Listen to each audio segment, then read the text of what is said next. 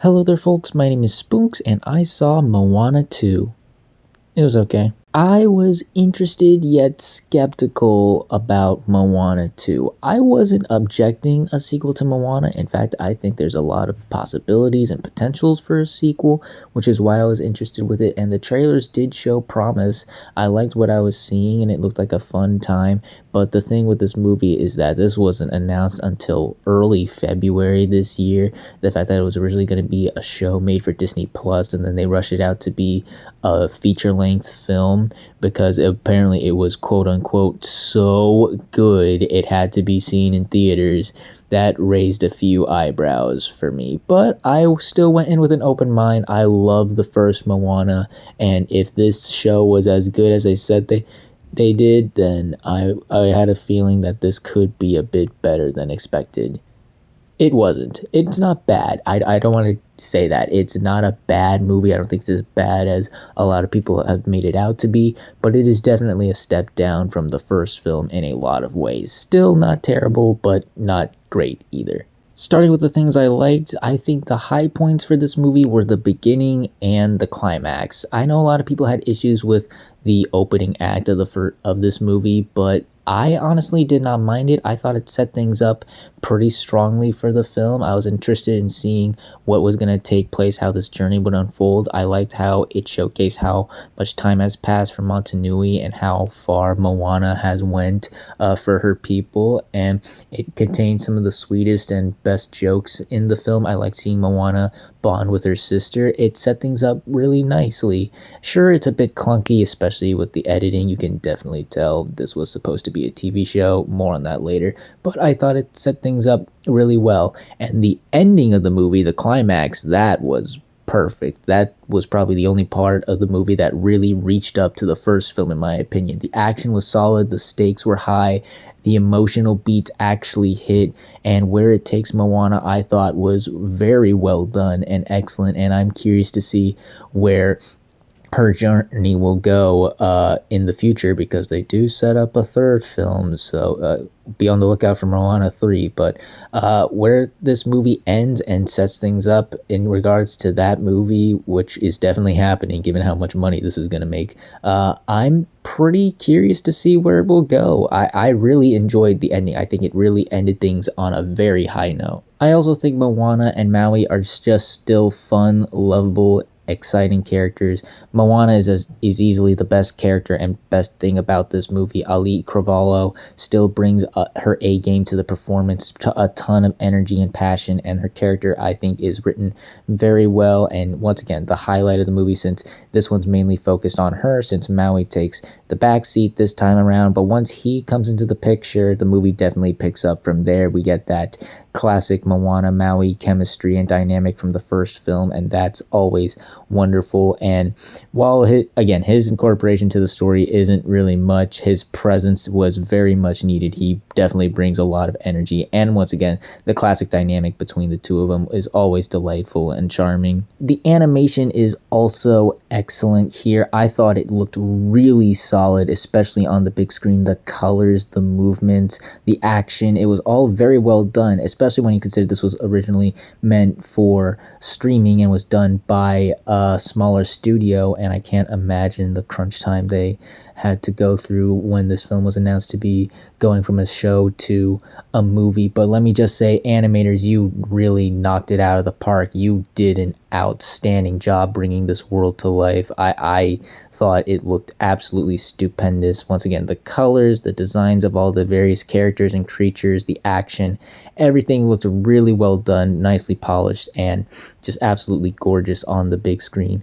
And lastly, there is occasionally a good joke here and there. I did laugh a handful of times, to say that some of the comedy definitely lands. We'll get to the other jokes later, but I found a lot of the humor here to be pretty funny. Not laugh out loud like the first film, but there were a couple of good jokes here and there. And now on to my negatives with the film, unfortunately. Like I said, the film has its high points, the beginning and end. The lowest point for this movie is the middle section of the film. This is where it felt dull, bland and really uninteresting, unfortunately. The actual journey throughout this part of the film isn't really that spectacular or as exciting as how the film sets it up to be. This is the part of the film where it definitely feels like this was a TV show that was edited and stitched together to be a movie. You can pretty much pinpoint where certain episodes start and finished pretty much. It was really that bad at points. There were a couple of new characters, but they're really not that interesting. Moana brings 3 new islanders this time around on the journey with her, and I didn't really find them to be all that interesting. I found them to be dead weights, if I'm being honest with you. They weren't really that interesting to follow. They weren't that funny. They were really annoying at times.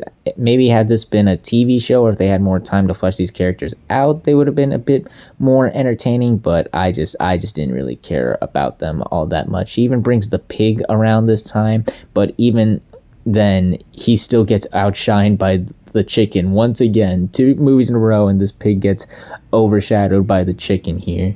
The movie is definitely not as funny as the first one. There were a lot of jokes in that film that cracked me up, laughed me out, made me laugh out loud. The entire presence of Tamatoa is just so odd and bizarre. He just cracks me up. But this movie doesn't really have much of that. There were a couple of good jokes, like I said earlier in the film, throughout the film, I should say, rather. But a lot of the humor this time around is a lot more childish and immature this time around. There's a lot more gross out and toilet humor jokes here that really fall flat. There are even some certain modern jokes here that just didn't make sense and felt very out of place here, just awkwardly shoved in. Yeah, the humor here definitely isn't as strong as the first one.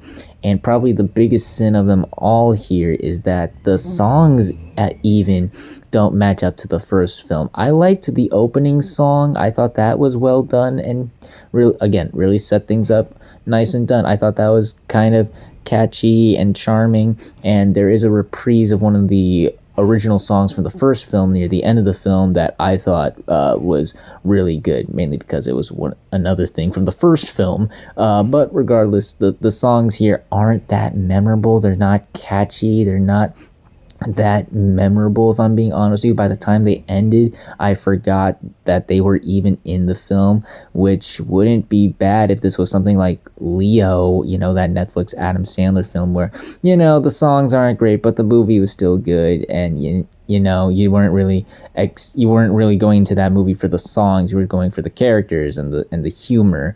Here, your Moana is a musical and had some really damn good songs, so you are expecting these songs to be really great, and none of them really live up to Shiny or How Far I'll Go or You're Welcome. Even a lot of these songs aren't really that great. And my last issue with the film is that it feels way too similar to the first film.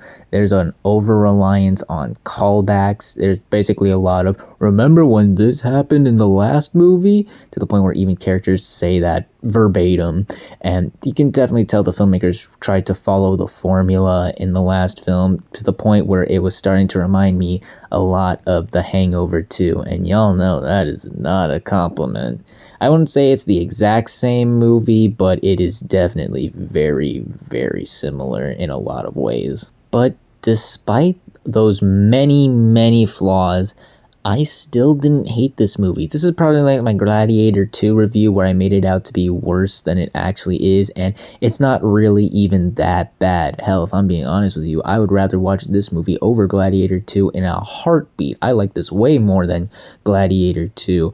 It's definitely one of those movies where it has many, many, many flaws, but the positives definitely outshine the negatives for me. I still found some enjoyment to be had here, and hey, look, if they do Moana 3, which, like I said, is very, very likely, the fact that it will definitely be made as a movie, first and foremost, definitely will make it at least somewhat of an improvement over this one. Still, though, it is still a big letdown from the first one. The first one just had that Disney magic to it. You know what I mean? Everything worked with that movie. Here, this is definitely a one and done. You're you don't need to revisit this. You don't need to rewatch this several times. You're definitely not going to listen to the songs as much as the first one.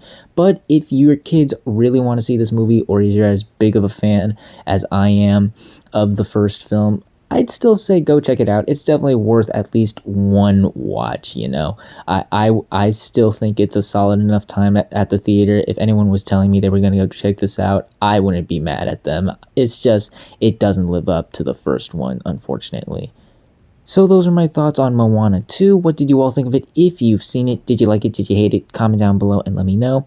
If you like this video, hit the like button. If you like this channel, hit the subscribe button. Follow me on all the social media links at the end of the video. And until next time, everyone, stay sharp. See the line where the sky meets the sea, it calls me, and no one knows how far it goes. If the wind in my sail on the sea stays behind me, one day I'll know. If I go, there's just no telling how far I'll go.